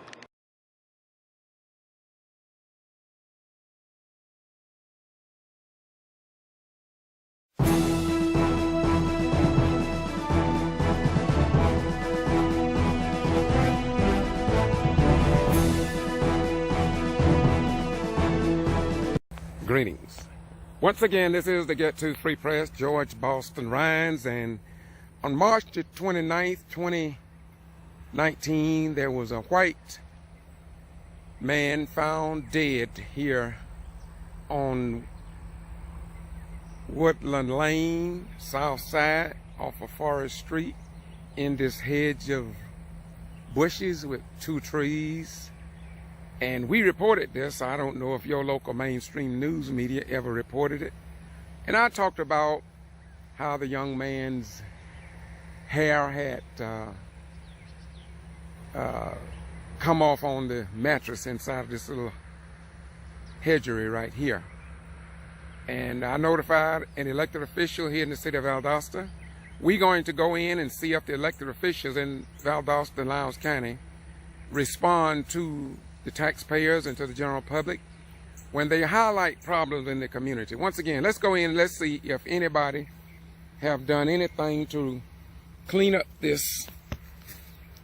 Well, we'll do it again. The date, by the way, is May the 14th, 2019. And I was called to this area on March the 29th. And at that time, a body was found on a mattress. The hair was still on the mattress after they removed the body. I don't know if the citizens of Valdosta was ever informed about this, but if you would check my YouTube channel on Boston G.B.R, you would see that I covered it, because the citizens have a right to know. After all, you pay taxes and are not a form of government.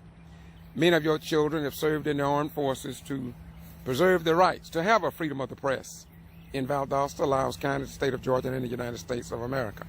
And as you can see, the mattress is still here. Of course, the maggots and the hair is gone, but the scene is the same as it was when they found the man's body. Now, this is Valdosta, Georgia, Titletown, USA, a city without limits. I'm going to say it again, and I'm going to come back and I'm going to report it again. I'm going to keep on reporting it, because I want you to know that when you contact your elected officials here in Valdosta, if you go before city council or county commissioners, it's just sad, y'all. It's really sad. Once again, Mr. Whiteout was found right there on the 29th of March, 2019. The neighbor across the street told me that he had been in here dead for approximately 2 weeks. He saw vultures over the hedgery, and he called 911, and the rest is history. Once again, this is the Get To Free Press. I'm George Boston Rhines. And I can't understand why somebody have not done something to clean this up. Now, let me tell you why, in my opinion. I'm not an elected official. Nobody elected me to office. Here's why I think this needs to be cleaned up by somebody. Because somebody else would come right here, a homeless person, and make their bed or their home right in here. Now, if they would have removed the chair, somebody got the bike, and if they removed this, then just maybe a person would not make a home here. But I can guarantee you, almost guarantee you, that eventually some homeless person gonna come right back here, because there's a mattress. See it right there? They probably won't know that a man died there, because after all, if the news media don't tell the people, and if they don't watch my channel, they'll never know. Once again, I came out here on the 29th. I've been back about 5 times. I talked to an elected official here in Valdosta, and I'm sure she notified the mayor and council, but yet and still, as well as the police department. I was here when the police removed that young white Caucasian man's body. But then again, who cares anymore? We fight the wars of this nation. We elect people to public office. But then again, we in Valdosta, Georgia, a city without limits, and who cares?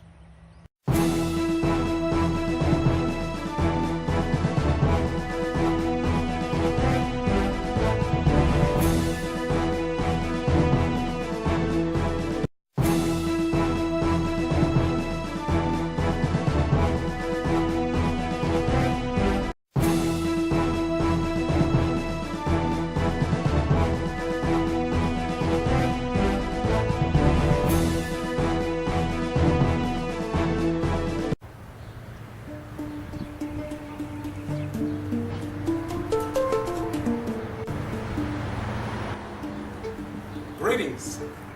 This is the Get To Free Press, and I'm George Boston Rhines, and I'm standing in front of the Valdosta, Lowndes County Judicial Complex under the Southern Judicial Circuit. To my right is the flagpole where there is no Georgia flag. And I've been talking about that in this town for about 3 or 4 years now. And our elected officials here in the Valdosta and Lowndes County in the state of Georgia apparently do not care enough about our active duty, disabled, retired military veterans, and the parents of veterans whose children lost their life on foreign battlefields.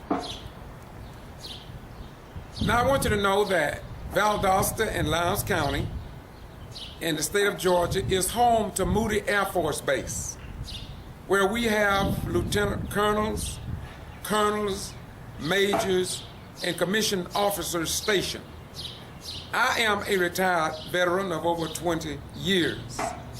And when I look up and I think about Mayor John Gale, and I think about the chairman of the Lowndes County Board of Commissioners, and not only that, but I think about all the religious leaders here. I think about all of the elected officials in both city and county governments. I think about all the retired military people who go to the VA clinic here in Valdosta. They don't even fly a Georgia state flag to honor our military personnel. I go to the museum. There is no flag to represent and respect members of our armed forces. I go to City Hall with Mayor Gale, and I do not see a Georgia state flag flying. I come over to the city annex, and I don't see a state flag that members of our reserve forces serve under in time of natural disasters. And I believe that we can do better here in Valdosta and Lowndes County. Now, if nobody else says anything about it, I'm going to continue to talk about it, because I honestly believe that Valdosta being a metro city, I cannot give not one reason why there would not be a Georgia flag flown on government buildings here in the state of Georgia. Now, if you go to the U.S. Post Office, now, they don't have to fly the flag, but it seems to me that somebody in the state of Georgia should care something about the members who have volunteered to put their life on the line to serve this country. And I'm going to continue to say it. I've been before the elected officials here in Valdosta, and a lot of people have seen me post many videos. But very few people see a need to respect members of our armed forces until Memorial Day, until Veterans Day, until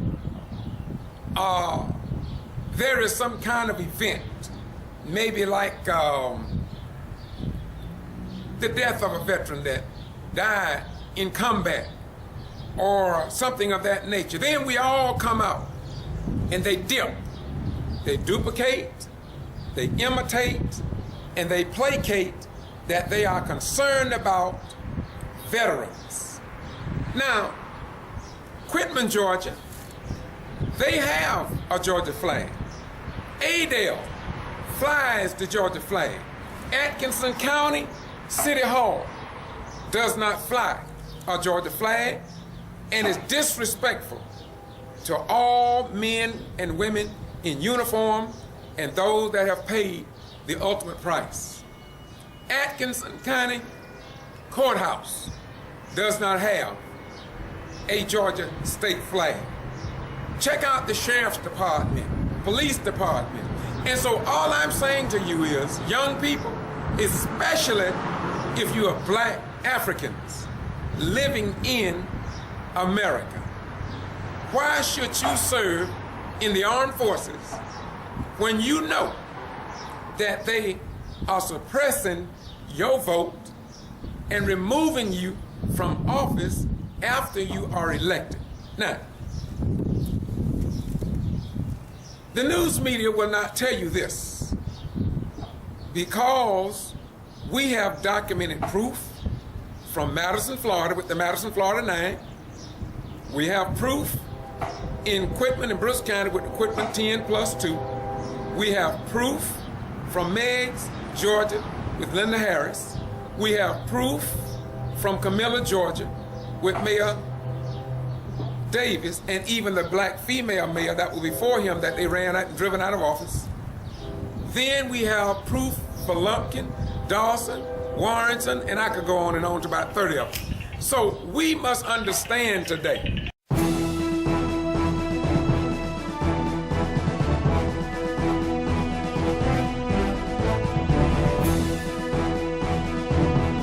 And so let me get back on point.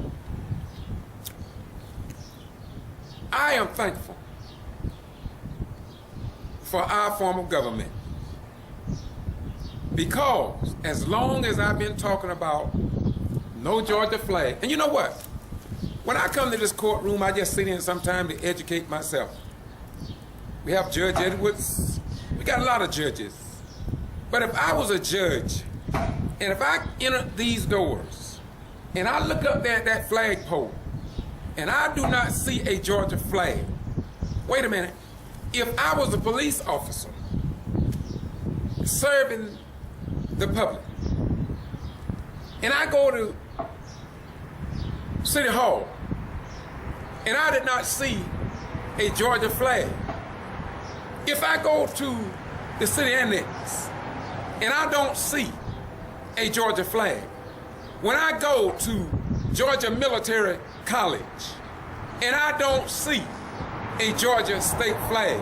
When I go to the VA clinic, I'm talking about the VA clinic. Can you hear what I say? Even the VA clinic. I'm gonna say it again. The VA clinic don't even fly a Georgia flag. Now you tell me if that ain't the most disrespectful act. And you have veterans going in there, some of them was injured in combat, and you can't even fly a Georgia state flag. And in time of natural disaster, they call out the reserve forces. And you know what? I don't blame the elected officials.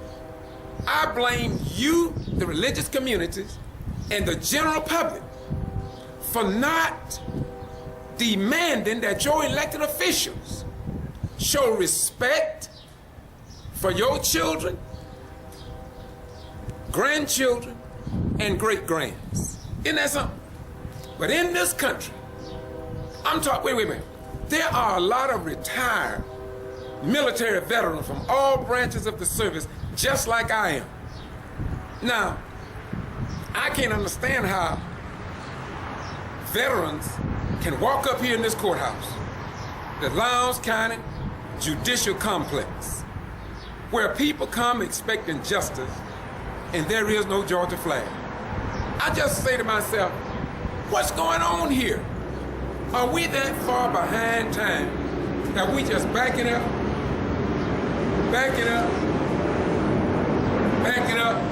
from the masses of the people? What's going on, y'all? Once again, this is why when people come to Valdosta and Lowndes County, they say we are 50 years behind time because we refuse to change from the old 1860 Valdosta City Charter, which I saw on the wall of Valdosta City Hall leading into Judge Edwards' courtroom back in the day, and it read that the mayor and council shall pass all proper and necessary laws and ordinances for the control of slaves and free persons of color, and to suppress and abate all nuisances arriving from hogs, dogs, horses and other livestock in Valdosta. Well, it's just like flying the flag. Many people, I'm sure judges had been there, but they didn't say anything. But when I saw it, I had to speak on behalf of the active duty, disabled, retired military veterans. I had to say something. And so they reluctantly, under former Mayor Freddie, they eventually took down that flag. And so, I mean, they took down that charter, that 1860 charter. They took it down. And so, I don't care what the people say here in Valdosta. If they don't see that a mother feels the pain of her child when he go off or she go off to war. But apparently, the people you vote into office, they could care less. And so I'm going to continue to say it. And while I'm at it, I'm going to say this, by the way, because I don't want nobody to take this negatively, but I do want you to take it as a historical fact. Now, I'm going to say to all of you, you can get mad with me, but you should appreciate me. You should appreciate me. Yes. You should call me up and say, Brother Ryans, man, we sure appreciate you for standing up for our children because we won't do it. Yeah, it's okay to make comments, release this video, and say, Brother Ryans, thank you for standing up for my child because I won't do it. He in the Marine Corps, he in the Army, he in the Navy, he in the Air Force. But I haven't said nothing about respecting the military personnel in the state of Georgia. So, Brother Ryans, I want to thank you for doing what my elected officials will not do. And so I'm waiting for your comments. I know you're all going to thank me, but this is not the only thing that I take on. I'm going to add it. In fact, I'll add it right behind this video. There was a white homeless guy found dead March 29th over on Woodland Lane off of South Forest Street, back up in there, next to a park in a tree hedgery. He was laying on a blanket. He was found dead. The man who lives across the street told me that he had been dead approximately 2 weeks, he believed, because he had seen vultures over the trees. And his body was decomposed. I have it recorded. I even recorded when they removed the body. His hair was left on the mattress. Maggots was in his hair line. They left part of that on the mattress. I got it filmed because, see, I believe in freedom of the press. If your Valdosta Daily Times didn't tell you about that, if you go to Boston G.B.R, you can see the whole complete video, including when they brought the body out. If you don't see that on your TV stations, then understand they don't care about you. Because if they cared about keeping you informed, and if they cared about your children and those in the armed forces, they would fly a Georgia flag. Especially since I've been talking about it for 3 years. But see, we are in a world today where people don't care no more. All they care about is getting to heaven and the hereafter. So I made about 5 trips back out there where that man was found dead. And do you not know that they did not even remove the mattress? They did not clean up that scene. I have been out there 3 times, recorded it, and posted it on this YouTube channel. All you have to do is Google homeless man found dead. And I don't know if your news media reported it or not, but even the news media cannot say that I did not tell them about it. But the question is, who other than me told you about it? I mean, I know y'all don't care. Most of you just don't care. I understand. But I'm praying that one day we have a new breed of citizens move into Valdosta who will become concerned about more than themselves and their own family. Well, I'm gonna close this video out now. I do this because I served this country. And I took on the requirements and obligations of the code of conduct. You took it too if you're a veteran. And I want to say to you, you all have a nice day. And the only time that I will turn my back on you is when I'm going to help you.